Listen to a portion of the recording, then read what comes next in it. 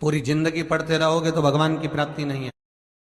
और कई लोग तो ऐसे हैं, उनका आज तक हनुमान चालीसा पढ़ना नहीं है, आज तक कोई चालीसा, चाहे गायत्री चालीसा हो, लक्ष्मी चालीसा हो, शिव चालीसा हो, पढ़ना ही नहीं आती। बस बैठ गए भगवान के सामने और पढ़ लिया आसन लगा के। नहीं नहीं नहीं, चालीसा पढ़ने का भी एक नियम है। अगर कोई लक्ष्य लेकर पढ़ रहे हो तो उसका एक नियम है। पूरी जिंदगी पढ़ते रहोगे तो भगवान की प्राप्ति नहीं है, पर लक्ष्य लेकर अगर पढ़ा है आसन से, जिस भगवान की चालीसा पढ़ रहे हो उसकी मूर्ति या उसका फोटो आपके सामने होना चाहिए। एक घी का दिया, अगर हनुमान चालीसा पढ़ रहे हो तो या तो घी का दिया जलाओ, वो भी गाय के घी का हो, भैंस के घी का मत जलाना। हनुमान जी कभी प्रकट नहीं होंगे भैंस के घी से। घी का दिया लगाइए अगर चालीसा का पाठ कर रहे हो हनुमान जी का।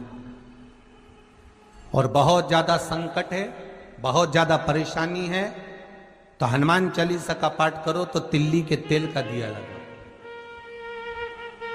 काली तिल के तेल का दिया, तिल का तेल का दिया हनुमान जी के सामने आसन बिछाकर। बहुत तकलीफ है तो 3 पाठ प्रतिदिन करो और एक आसन से जितने समय 9 बजे अगर आप बैठते हो पाठ करने तो 9 बजे ही बैठना है। 11 दिन तक प्रतिदिन 3 पाठ रोज करो। एक पानी का लोटा, कलश, तांबे का जल अर्थात तांबे का लोटा हो, स्टील का लोटा हो, तुम्हारे पास जो कलश हो उसमें जल भरकर, एक सिक्का उसमें पटक कर, एक लौंग पटक कर प्लेट से ढक कर रख दो और प्रतिदिन बस टाइम पर बैठकर पाठ करो। 11 दिन पूर्ण होंगे, जिस कामना से आपने पाठ करा है बस वो सिक्का, वो लौंग कलश में से निकाल लो, जल का आचमन करो और जिस काम के लिए करा है वो जल उस प्रयोग में ले लो। उस प्रयोग, किसी से बात करने जाना है तो वो जल पी कर जाइए, कोई से हाथ मिलाना है तो वो सिक्का, वो लौंग अपने हाथ में रखिए, अपने साथ रखिए। मैं पहले भी कहा है, जिसकी फैक्ट्री ना चलती हो, बहुत दुकान ना चलती हो, तो हनुमान जी के पांव का थोड़ा सा सिंदूर लेकर यदि उस सिंदूर को किसी भी फैक्ट्री या दुकान में हनुमान जी के छोटे भाई गतिमान के नाम से अगर एक बिंदी भी सिंदूर की रख दी जाती है तो वो दुकान और फैक्ट्री भी झड़के से चलना प्रारंभ हो जाती है। गतिमान हनुमान जी के छोटे भाई। क्रोध करने वाला व्यक्ति दूसरे के चक्कर में खुद को क्रोध करता है, दूसरा व्यक्ति इसका मजा लेता है और स्वयं क्रोध में, गुस्से में अपना काम बिगाड़ बैठता है। दूसरा व्यक्ति इसका मजा ले रहा है। क्यों करना क्रोध? क्या करोगे क्रोध कर कर?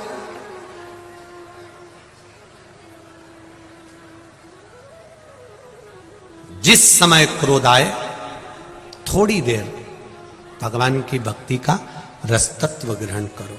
शिव मंदिर पहुंच गए, भगवान शंकर का गुणगान करा, स्मरण करा। कभी कभी हम हमेशा कहते रहे हैं, आज फिर कह रहे हैं, कभी मौका मिल जाए, घर में अगर ज्यादा क्रोध हो रहा हो, चिड़चिड़ प्रवृत्ति हो रही हो, क्लेश ज्यादा हो रहा हो, तो एक बेलपत्र लो, इस बेलपत्र को शंकर भगवान के शिवलिंग पर चढ़ा दो, 5 जगह पर जल चढ़ाना प्रारंभ कर दो। जैसे ये शिवलिंग है, ये जलाधारी है, जलाधारी के बीच में अशोक सुंदरी है, राइट में गणेश, लेफ्ट में कार्तिकेय हैं। जहां पर शिवलिंग रखा हुआ है वो पार्वती जी का स्थान है। ये शिवलिंग ऊपर से जो बूंद बूंद पानी जलाधारी से टपक रहा है वो शंकर भगवान की 5 लड़कियां हैं, जया, विषहरा, शामरीवारी, दौतली, देव। 5 जगह पर जल चढ़ाना प्रारंभ कर दो। अगर ज्यादा घर में क्लेश हो रहा है, गुस्सा आ रहा है, सब चिड़चिड़ कर रहे हैं, एक बेलपत्री चढ़ाओ, जल भर कर ले गए शिव जी के मंदिर, पहले अशोक सुंदरी पर चढ़ाइए, फिर गणेश जी पर चढ़ाइए, कार्तिकेय पर चढ़ाइए, इसके बाद में जलाधारी पर चढ़ाइए, फिर जल शिव जी पर चढ़ा दो अपने मन का भाव रखकर। 5 मिनट बैठ गए, शिव मंदिर में शंकर भगवान के शिवलिंग का स्पर्श करा, स्पर्श कर कर वही हाथ को लेकर अपने घर पर आ गए। दिल्ली में प्रवेश करते हुए कहीं हाथ लगा भी दिया, क्योंकि ये तो बल है मेरे शिव का, आप अंदर प्रवेश कर जाओ। ज्यादा से ज्यादा 8 से 9 मिनट लगता है। घर में कितना भी क्लेश चल रहा होता है, अपने आप 9 मिनट 10 मिनट के अंदर शांत हो जाता है। क्रोध की शांति भी मेरा शिव है,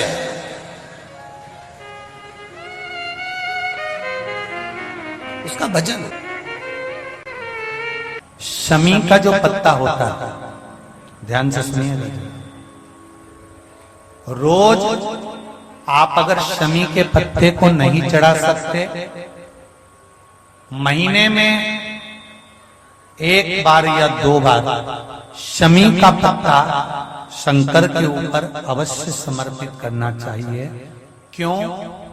शरीर में अगर कोई बड़ी बीमारी आने वाली होती है तो बाबा उस विष को समाप्त कर देते हैं, मात्र शमी का पत्ता समर्पित कर देते हैं। भले महीने में 2 बार चढ़ाओ, हफ्ते में 1 बार चढ़ाओ, तुम्हारा मन पड़े तो हफ्ते में 2 बार चढ़ाओ। ज्यादा बीमारी है, शमी का पत्ता एक शिव जी के शिवलिंग पर, और एक पत्ता जहां से पानी बहकर नीचे गिरता है ना, जलाधारी में से शिव जी पे जल चढ़ाया। जैसे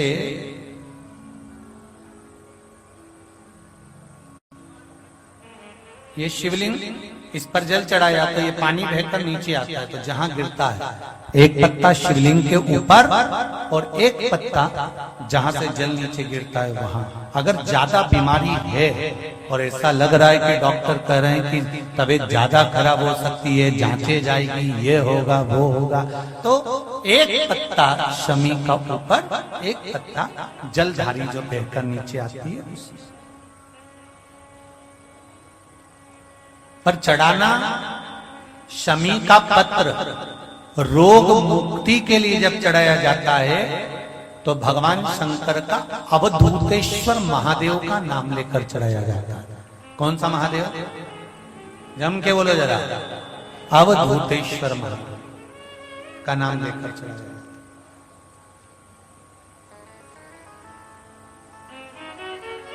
एक बात आपको कही थी अभी पिछले कथाओं में, गाय के दूध का घी बनाकर उसकी एक उंगली घी की अशोक सुंदरी वाली जगह पर लगाकर, जो व्यापार नहीं चलता हो, दुकान नहीं चलती हो, अशोक सुंदरी वाली जगह पर घृत लगाकर घर के दरवाजे पर या व्यापार के द्वार पर उस उंगली को लगा देना चाहिए।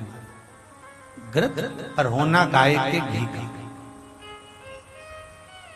गौरी देवी मंदिर में दर्शन करने के लिए गए, उन्होंने हनुमान जी का सिंदूर लिया, तुम्हारे मस्तक पर लगा दिया। अब मस्तक पर आपने अगर सिंदूर लगाया है और हनुमान जी महाराज का या देवी जी का या भगवान का सिंदूर आपके मस्तक पर लग गया है, तो वो सिंदूर कम से कम शास्त्र कहता है 2.5 घंटे तक आपके मस्तक पर रहना चाहिए। कितने घंटे तक रहना चाहिए? जम के बोलो जरा। 2.5 घंटे तक रहना चाहिए। कारण क्या है? भगवान के चरण का अगर कोई कुंकू या सिंदूर हमारे मस्तक पर लगाया गया है, वो 2.5 घंटे तक रहे। उसके बाद उस सिंदूर को किसी नैपकिन, कपड़ा या अन्य चीज से पोंछ देते हैं। पोंछने के बाद वो गलत जगह पर टंग जाता है, लोग उसका गलत हाथ का प्रयोग कर लेते हैं। वो जितनी जगह गलत जगह जाता है उतना दोष हमको लगते चले जाता है। इसलिए उस सिंदूर का क्रम है कि कोई पुष्प है, उस पुष्प से उस सिंदूर को लगा लिया जाता है, कोई पत्ती है उससे सिंदूर को लगा लिया जाता है, उस पुष्प को। फिर विसर्जन में, अगर विसर्जन में नहीं रख सकते तो अपने घर में जो गमला होता है जिसमें पौधा लगा होता है, उस पौधे में उसको डाल दिया जाता है, जिससे वो सिंदूर उसमें मिल जाए और हमारे घर में सदा रहे। पर हमने कोई टाविल, होटल में ठहरे तो होटल के टाविल से पोंछ दिया, कहीं ठहरे थे तो दीवार से पोंछ दिया, कहीं लगा दिया, उसका दोष है। यही गलती है हमारी। हम मंदिर में जाकर क्या करते हैं? हम मंदिर में जाकर करते क्या? 1 लोटा जल हम चढ़ा रहे हैं, और पहले भी कथा में कहा तुम्हारा पूरा 1 लोटा जल शंकर जी को चढ़ना चाहिए, क्योंकि दुनिया के कई लोग कहते हैं कि हम जल चढ़ा रहे हैं, इतने दिन हो गए जल चढ़ाते, इतने दिन हो गए जल चढ़ाते, इतने दिन हो गए जल चढ़ाते, शंकर जी हमारी नहीं सुन रहा है, शिव जी हमारी नहीं सुन रहा है, पड़ोसी की सुन ली, तुम्हारी क्यों नहीं सुनी? उसका कारण यह है कि तुम्हारा 1 लोटा जल शंकर जी को नहीं चढ़ रहा है, तुम्हारी दृष्टि में अभी भी भेद है। इसलिए आप लोगों से कहा था कि ये शिवलिंग, ये जलाधारी, ये जल बहने का स्थान, जिस पे शिवलिंग रखा है वो पार्वती जी का हस्त कमल है। जहां से पानी बहता है वहां राइट में गणेश जी, लेफ्ट में कार्तिकेय जी, बीच में अशोक सुंदरी, शिवलिंग के ऊपर जो बूंद बूंद पानी टपक रहा है वह शंकर जी की 5 लड़कियां, जया, विषहरा, शामली बारी, दौतली।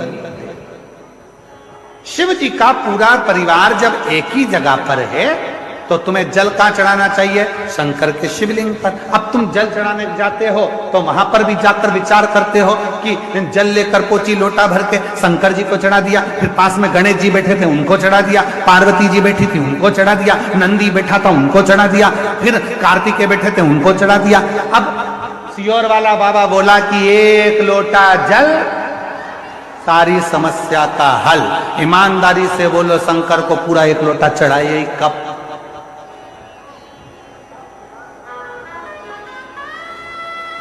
वो 1 लोटा जल लेकर गई थी, उसी में शंकर जी को चढ़ा दिया, उसी में गणेश जी को चढ़ा दिया, उसी में पार्वती जी को चढ़ा दिया, उसी में कार्तिकेय जी को चढ़ा दिया। वो 1 लोटे जल का तुमने विभाजन कर दिया।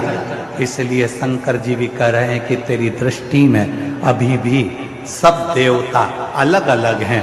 जिस दिन एक शिवलिंग में तुझे राम, कृष्ण, देवी, देवता, गणेश सबका दर्शन होने लगे, समझ लेना उस दिन तेरा दुख समाप्त होना प्रारंभ हो।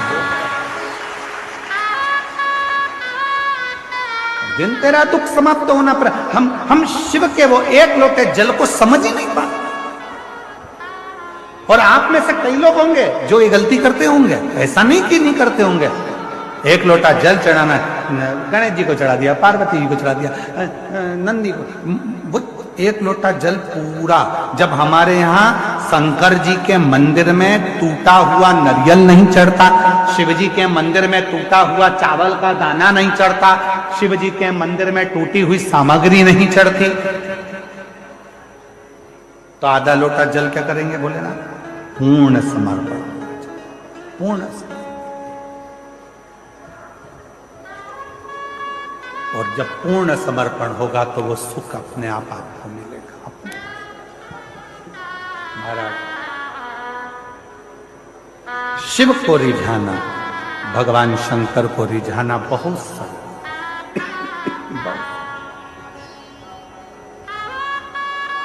शिव को रिझाने में देरी नहीं होती। शंकर को जैसे ही जल चढ़ाया वैसे ही भोलेनाथ प्रसन्न होना प्रारंभ कर देते।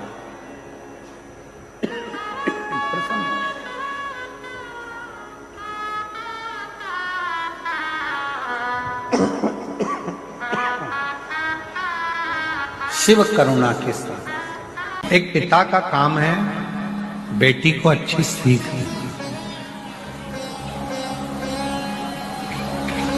घर में थोड़ा थोड़ा विवाद चलता रहता है। कोई की बुद्धि कई बार धन का भी माना जाता है, कई बार सुंदरता का भी माना जाता है, कई बार विचारों का भी माना जाता है। लड़के को लगता है कि मैं कमा कर ला रहा हूं तो दिन भर घर में रहती है। कई बार लड़की को लगता है कि मैं कमा कर ला रही हूं, घर चला रही हूं। कई बार सुंदरता का भी माना जाता है कि मैं इतनी सुंदर हूं, तुम मेरे लायक नहीं। कई बार लड़का कह देता है तू मेरे लायक है।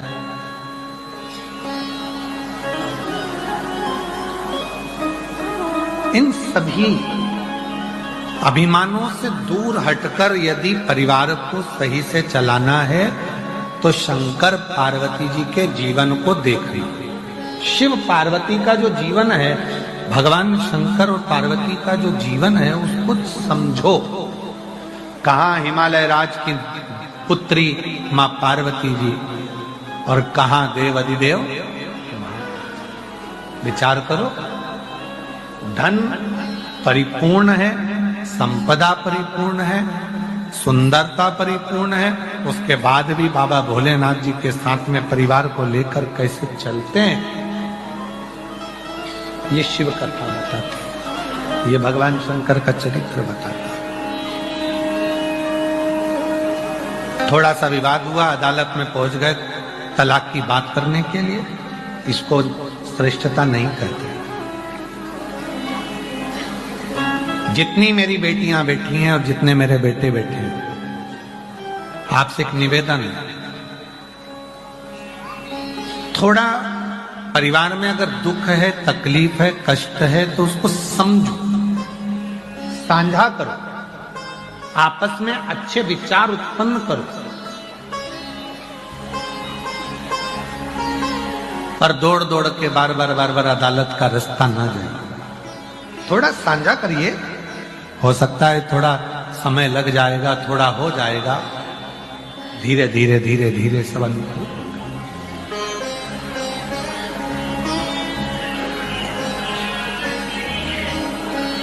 पर आज का समय ऐसा हो गया है, आज का समय ऐसा हो गया कि लोग एक अंश मात्र भी टेंशन अपने दिमाग में लेना ही नहीं चाहते। हम भी चाहते हैं कि तुमको टेंशन नहीं ले, पर छोड़ देना क्या टेंशन खत्म हो जाएगा? रिश्ते खत्म कर देने से क्या टेंशन खत्म हो जाएगा? फोन पर बात नहीं करने से क्या टेंशन खत्म हो जाएगा? उसका मुख नहीं देखोगे तो क्या टेंशन खत्म हो जाएगा?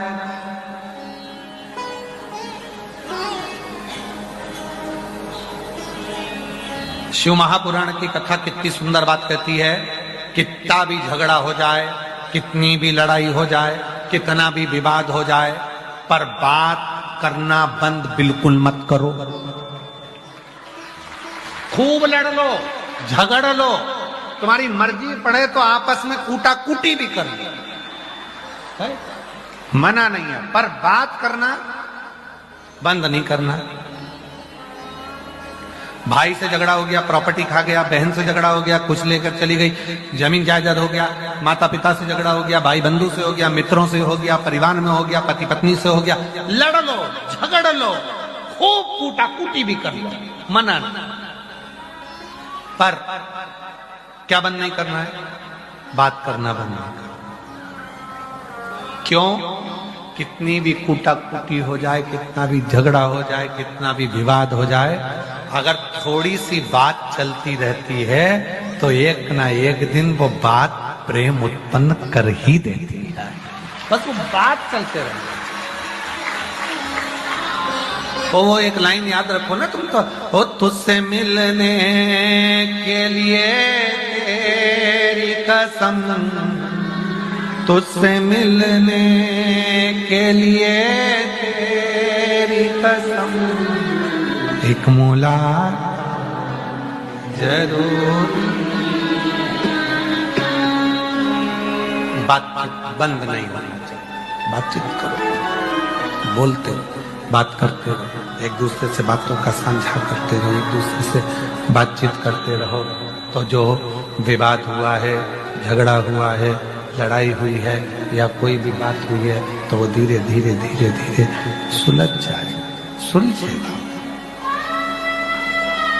सुलझेगा जरूर, थोड़ा सा समय लग सकता है।